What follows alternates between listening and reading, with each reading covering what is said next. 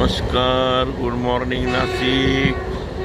आणि आता सध्या आम्ही केरळला आहोत आणि केरळमधल्या गुरुवायर या ठिकाणी चाललेलो आहे. या ठिकाणी श्रीकृष्णाचं खूप मोठं मंदिर आहे आणि ते बघण्यासाठी चाललेलो आहे. केरळमधलं सर्वात मोठं मंदिर बाळकृष्णांचं. आणि जात असताना एक्सप्रेसमधून हे जे काही गावं दिसतात आणि प्रत्येक घरापुढे केळीचे झाडं, सुपारीचे झाडं, नारळाची झाडे आणि छान छान हे बंगले, हे सर्व बघून एकदम असा आनंद वाटतोय. नमस्कार. अतिशय सुंदर आणि छान छान लय भारी असं हे केरळ. आणि उन्हाळा चालू असला तरी बघा इथे धुकं पडलेलं आहे सकाळी सकाळी आणि बिलकुल थंडी वाजते. परंतु दुपारी या भागामध्ये अतिशय उष्णता असते आणि आपल्याकडे हिवाळ्यात ज्या प्रकारे वातावरण असतं त्याच प्रकारचं वातावरण सध्या आहे. आणि मोठ्या प्रमाणात केळीचे झाडं, सुपारीचे वृक्ष. सूर्यदर्शन झालेलं नाही आहे. नाशिककर आपण उठलात का? आम्ही आज 8 ते 10 दिवस झालेले आहे आणि केरळमध्ये फिरतोय आणि इथल्या नागरिकांशी बोलतोय. भाषा समजत नाही, लँग्वेज, पण मग ट्रान्सलेशन करून एकमेकाचे विचार जाणून घेतो आणि मस्त मस्त आनंद घेतोय. रेल्वेतून उतरून आम्ही बाहेर आलेलो आहे स्टेशनच्या. आणि बघा किती मस्त स्टेशन आहे, गुरुवायूर स्टेशन. आणि मंदिरजवळ असं सांगितलं आम्हाला, मग आम्ही पायीच निघालेलो आहोत. आणि बघा ते मंदिर बघा, सुंदर छान छान मंदिर आहे या ठिकाणी. थोडं जवळच एक व्हेज हॉटेल दिसलं आणि या ठिकाणी डोसा खाल्ला. परंतु हा डोसा नुसता मैद्याचा होता, काहीच नव्हतं याच्यामध्ये, आवडला नाही आणि नाश्ता केलेला आहे. गुरुवायर शहराच्या रेल्वे स्टेशनच्या बाहेर पडलो. मस्त मस्त मसाला डोश्यावर ताव मारला आणि पायीच निघालो आहे दर्शनाला. 12:30 वाजता मंदिर बंद होणार, नंतर 4:30ला चालू होणार. खूप मोठं मंदिर आहे, 10 दिवसाचा उत्सव चालू आहे या ठिकाणी, म्हणून मोठी गर्दी आहे असंच आता आम्हाला एका महिला भाविकांनी सांगितलं. आणि मंदिराच्या जवळच आता आम्ही आलेलो आहे. बघितलं तर काय समोर एकदम छान असा उंच सोनेरी सोन्याचा गरुड आणि वृक्ष. पोचलो आहोत आता मंदिराच्या जवळ. 10 दिवसाचा उत्सव चालू असल्याने बघा लाईटिंग वगैरे केलेली आहे, मंडप वगैरे टाकलेले आहे मोठे. गुरुवायर बघा इथं मंदिर, खूप छान असं मंदिर आहे.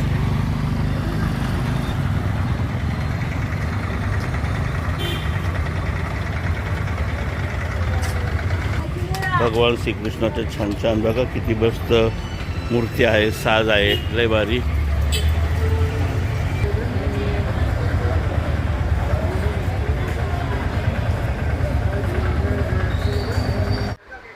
कोचीनला 2 दिवस मुक्काम होता आणि मुक्काम असं थांबल्यापेक्षा रूमवर मग आम्ही म्हणलो चला जवळचं तीर्थस्थान कुठे आहे.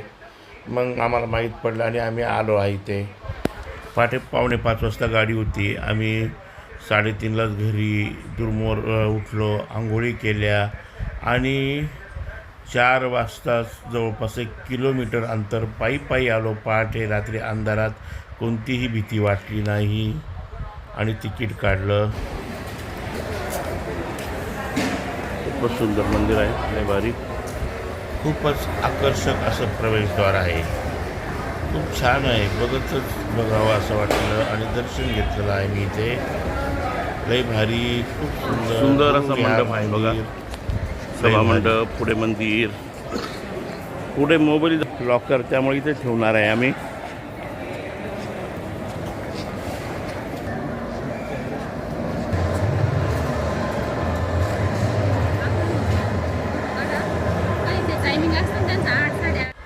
मंदिरात जाण्यासाठी लुंगी ही कंपल्सरी लागते आणि मग मी लुंगी घेतलेली होती अगोदर आणि लुंगी आणि शर्ट घालून मग दर्शनासाठी रांगेत लागलो. जवळपास या ठिकाणी 3 ते 3.5 तास लागलेले आहे दर्शनाला. बराच वेळ रांगेत होतो आणि सुंदर छान छान लय भारी मस्त मस्त दर्शन झालेलं आहे. आणि नंतर थोडीशी तब्येत आमची बिघडली, कारण की थोडीशी भूक लागली होती. या ठिकाणी प्रसाद वाटप चालू होता, परंतु गर्दी होती भयंकर. त्यामुळे मग आम्ही बाहेर आलो. एक 80 रुपयाचं गल्लासभर ज्यूस घेतलं, मीराने अर्धा गल्लास घेतला आणि मी अर्धा गल्लास. आणि म्हणलो काहीतरी नाश्ता करूया. आणि मला वाटतं काहीतरी व्हेज बघितलं, परंतु भेटलं नाही. मग काहीतरी केळी घेतली आणि ती खाल्ली आम्ही. आणि पॅसेंजरला बसण्यासाठी रेल्वे स्टेशनला आलो. आणि 4 मंदिर परिसरातील बघा 4:30 श्रीकृष्णांचं मंदिर आहे आणि केरळमधील सर्वात श्रीमंत मंदिर. जवळपास सकाळी 8 वाजेपासून लाईनमध्ये होतो. 11:30 वाजता दर्शन झालेलं आहे. खूपच छान. आणि केरळमधील बालकृष्णाचं सर्वात मोठं मंदिर.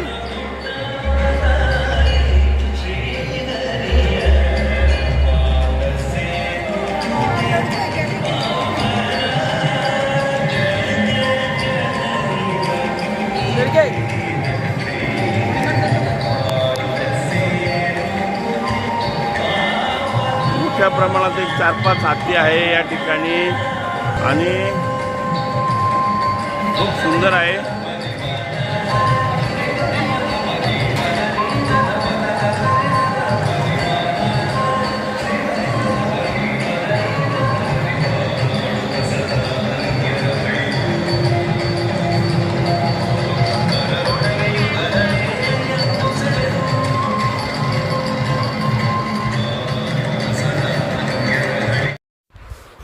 खूप छान असं दर्शन झालं, मन प्रसन्न झालं. परंतु काय माहीत कशामुळे वरून कडक ऊन होतं ना, त्यामुळे तब्येती दोघांच्याही बिघडल्या.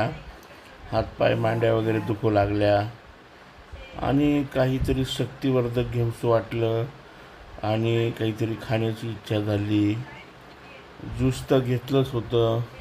एक थंड पाण्याची बाटली घेतली आणि पाणी वगैरे पेलो. आणि पहिलं रेल्वेत जाऊन आम्ही पॅसेंजरमध्ये बसलो, कारण पॅसेंजर या स्टेशनवरून निघते.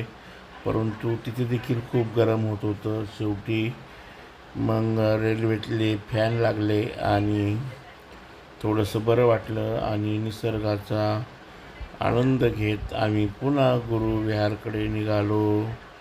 आणि त्याच्यानंतर दुसरा अजून एक दिवस होता. आम्हाला कोचीन फिरायचं होतं, परंतु कडक ऊन अतिशय. आणि या उन्हामुळे म्हणलं उद्या परत आपल्याला दिवसभर रात्रभर प्रवास करायचा आहे. आम्ही रूमवरच थांबलो. आणि मग नमस्कार, हा छानसा व्हिडिओ मी बनवतो आहे. गेल्या 12 दिवसापूर्वी मी नाशिकवरून केरळ फिरण्यासाठी आलो होतो पत्नीबरोबर. तसं 1-1.5 महिन्यापूर्वी तिकीट काढलं होतं आणि माझ्याबरोबर अजून एक फॅमिली होती. परंतु ते अचानक आजारी पडल्यामुळे ते येऊ शकले नाही. यावेळेस मी आणि पत्नी दोघांनीच येण्याचं ठरवलं आणि त्याप्रमाणे आम्ही लक्षद्वीप मंगला एक्सप्रेसने या ठिकाणी आलो. एर्नाकुलमला कुठली माहिती नव्हती. या ठिकाणी भाषेचा मोठा प्रॉब्लेम होता. कुठलंही पॅकेज वगैरे केलेलं नव्हतं. नातेवाईक वगैरे सर्व म्हणायचे ऑनलाईन नाना पॅकेज करून घे, तिकडे भाषा समजत नाही. परंतु तशा याची ते हिंमत केली आणि एर्नाकुलम स्टेशनला आलो. स्टेशनवर आल्यानंतर अनेक जण पॅकेजसाठी व याच्यासाठी सांगत होते, आमच्या ऑफिसला चला, इकडे चला, तिकडे चला. परंतु अशा याच्यात मी काही गर्दी केली नाही, कारण पत्नीबरोबरच होतो आणि भाषा समजत नव्हती अजिबात, बिलकुल हिंदी वगैरे काहीच समजत नाही. आणि अशा वेळेस मी येताना ॲप जो होता ट्रान्सलेशन, तो ॲप लोड करून घेतलेला होता. आणि आपले महाराष्ट्रीयन कुणी ट्रिपला आलेले का हे मी बघत होतो, परंतु कुणी मला या ठिकाणी भेटलं नाही. म्हणून आपण एखाद्या ग्रुपला जॉईन होऊ, पण ग्रुपवाले देखील कुणीही जॉईन करत करून घेत नव्हते. मग मी मीराला म्हणालो, आपण यांना थोडं बाहेर जाऊया, थोडं शांत डोकं करू, नाश्ता घेऊ, चहा वगैरे पिऊ आणि मग करूया. आणि असं म्हणत असतानाच एक रिक्षावाला आला आणि तो त्यांच्या भाषेमध्ये काहीतरी बोलला. मला कुठे जायचं. यावेळेस मी ट्रान्सलेशन केलं आणि त्यांना सांगितलं की मला एखादं छोटंसं हॉटेल असेल त्या ठिकाणी घेऊन चला. आणि मग त्यांनी सांगितलं 50 रुपीज लगेगा. तर म्हणलं काही हरकत नाही. मग 50 रुपये दिले आणि चक्क त्यांनी आम्हाला ज्या हॉटेलवर आणलं, दास रेसिडेन्सी म्हणून आहे, तर छान आहे. त्या ठिकाणी आणल्यानंतर त्यांनी आम्हाला सांगितलं तुम्हाला 1500 रुपये भाडं लागेल. म्हणलं एवढं नाही, आम्हाला छोटं हवं, नॉन AC असेल तरी चालेल. मग 1300 रुपये भाडं ठेवलं आणि त्यांना सांगितलं असं आम्हाला ट्रिप करायची आहे. तर त्यांनी आम्हाला स्वतः पॅकेज करून दिलं. अगोदर जास्त महाग सांगितलं, पण त्यांना सांगितलं की आमचे अजून एक जोडीदार होते, तर ते कॅन्सल झाले. त्याच्यामुळे आमची एवढी जास्त मोठी हे नाही आहे रक्कम खर्चायचं. तर मग त्यांनी सांगितलं चला तुम्हाला असं पॅकेज करून देतो. आणि मग आमचं पॅकेज ठरलं. आमच्या दोघांसाठीच त्यांनी खास स्विफ्ट डिझायर दिली आणि 2 तासात आम्ही रूमवर आलो. तिथे आराम केला आणि आराम करून फ्रेश होऊन लगेच ताबडतोब पुढे स्विफ्ट डिझायर खाली येऊन थांबली आणि त्यामध्ये पूर्ण कोची शहराचं आम्हाला छान दर्शन या ठिकाणी त्यांनी करून घेतलं.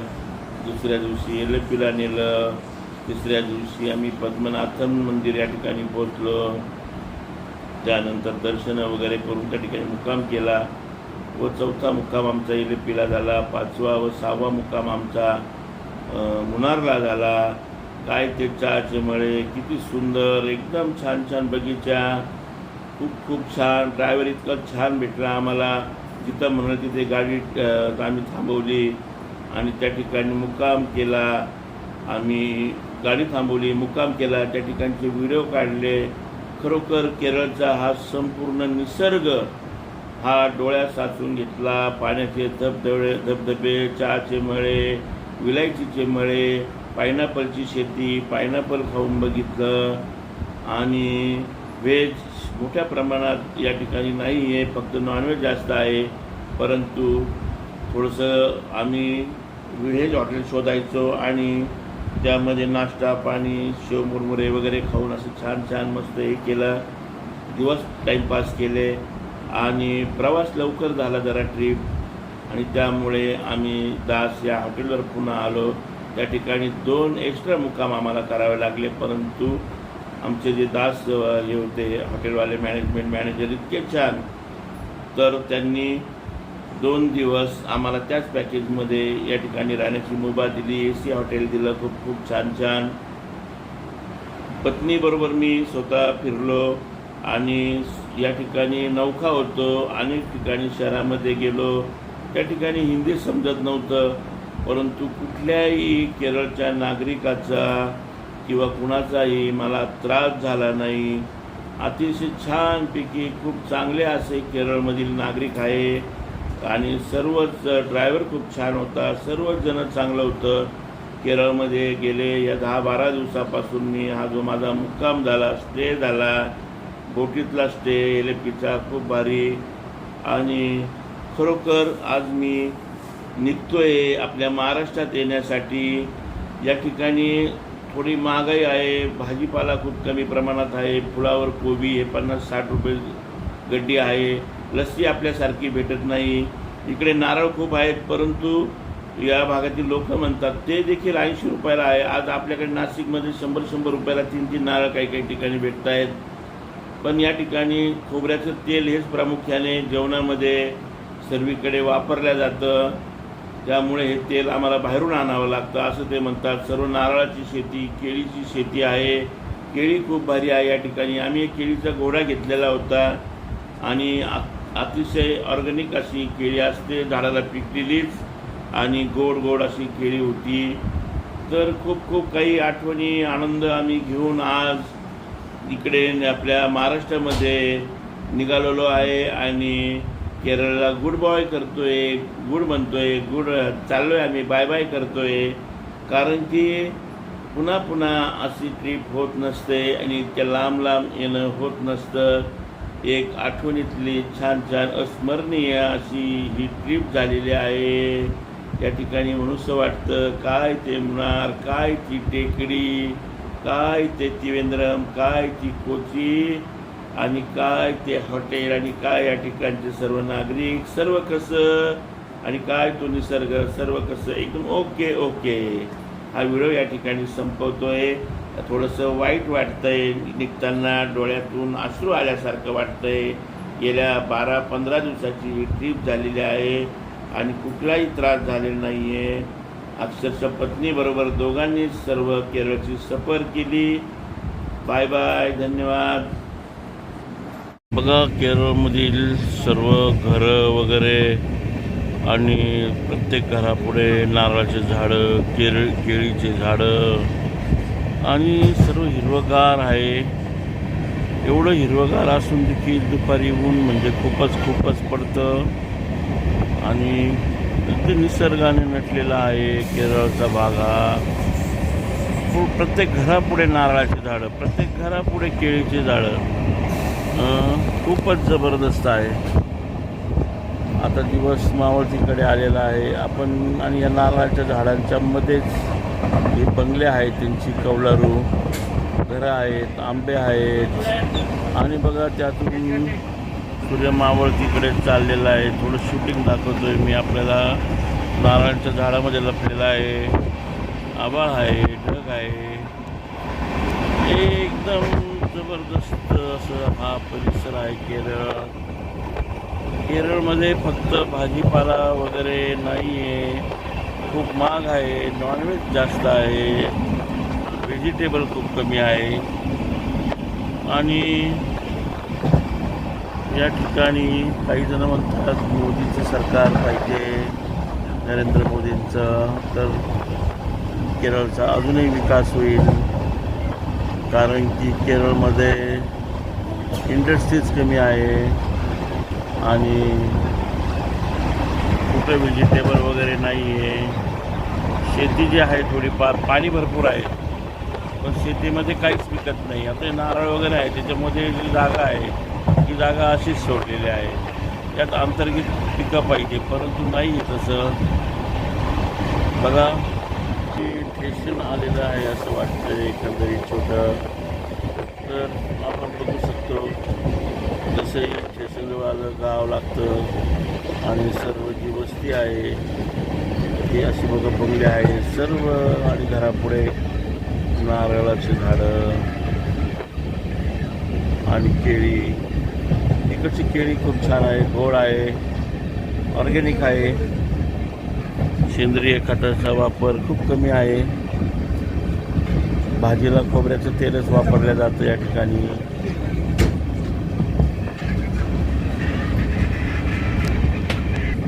आजा शाम होने आई, मौसम ने दी अंगड़ाई. सूर्य मावळतीकडे आलेला आहे आणि आपल्याला शूटिंगमध्ये दिसत देखील असेल परंतु झाडं आहेत. केरळमध्ये महिन्यातून 4 वेळेस पाऊस पडतो असं सांगण्यात येतं कारण की दुपारी उष्णता खूप असते आणि त्यामुळे पाऊस पडतो म्हणून तर एवढं सर्व हिरवगार निसर्ग आहे. बघा ऊस आहे इथे, पहिल्यांदा ऊस दिसलेला आहे आणि सर्व गवत आहे ऊसाच्या आजूबाजूने.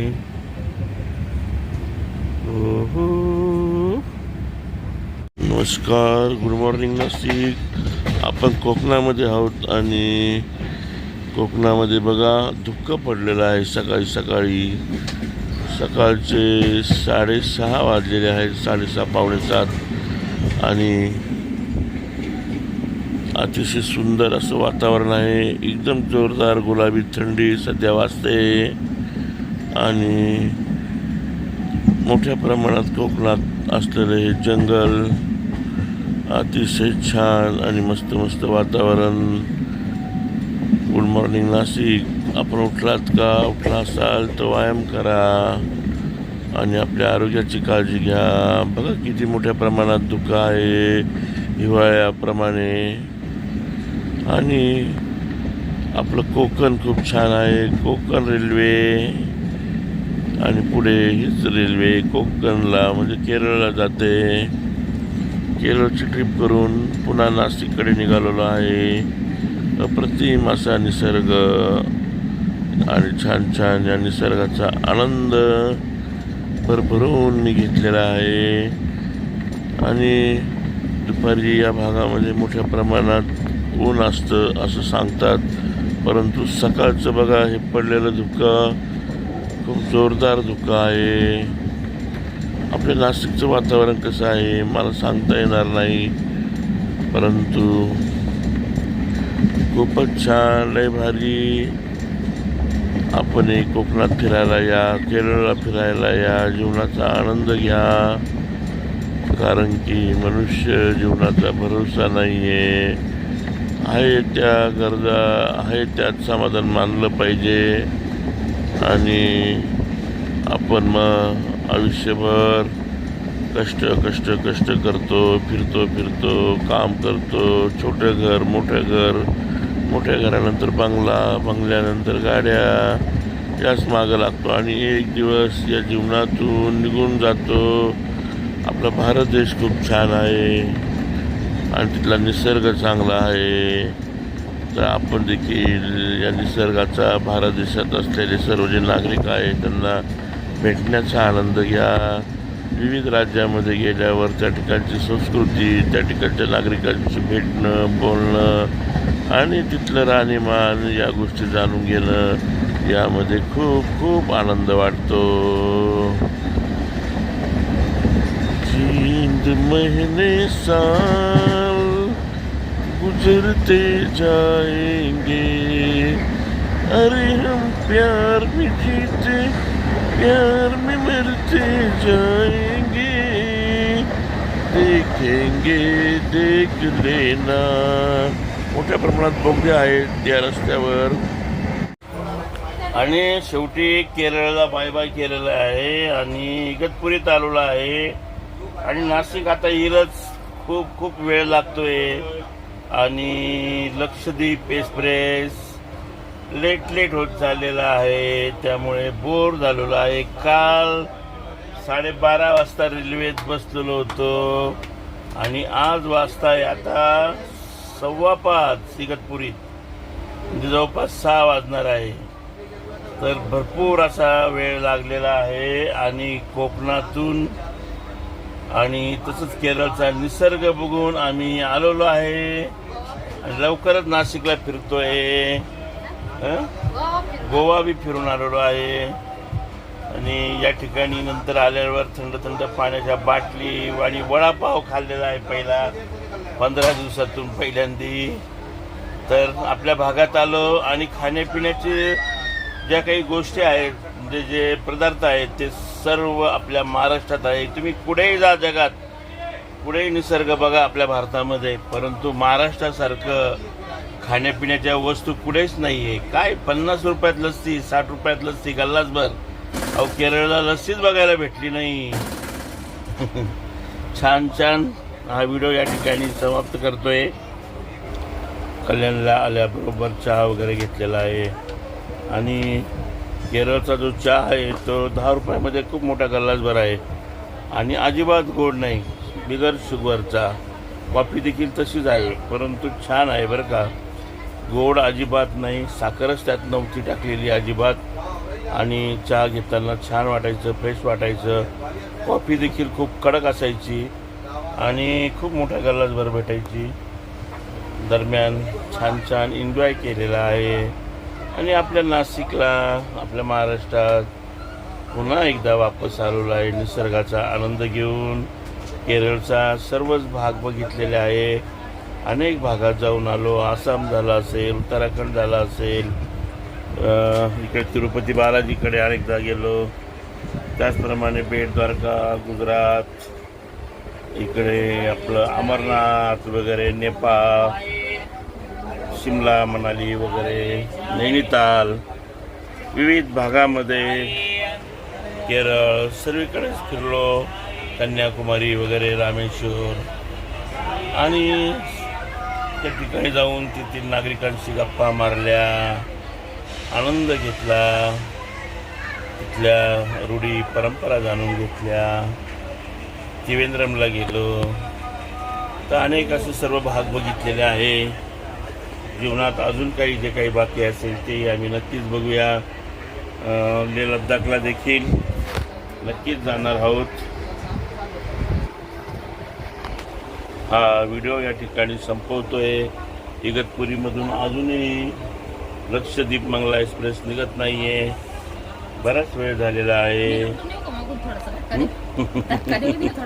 मीरा म्हणते यावेळी धक्का देऊ गाडी का निघत नाहीये, त्याच्यामुळे काय करते मग असं वाटतं धक्का देऊन यावं व्यक्तीला. जोरात लुटून दिला म्हणजे फास्ट चालला तेच आणि आवाज दिलाय तिचा ऐकलेला आहे. गाड़ी बुला रही है, सीटी बजा रही है दोस्ती हम नहीं छोड़ेंगे तुम मगर तेरा साथ ना छोड़ेंगे. तेरी जीत मेरी जीत, तेरी हार मेरी हार, अब तो दुश्मनी प्यार से भी खेलेंगे, उसके लिए जिएंगे.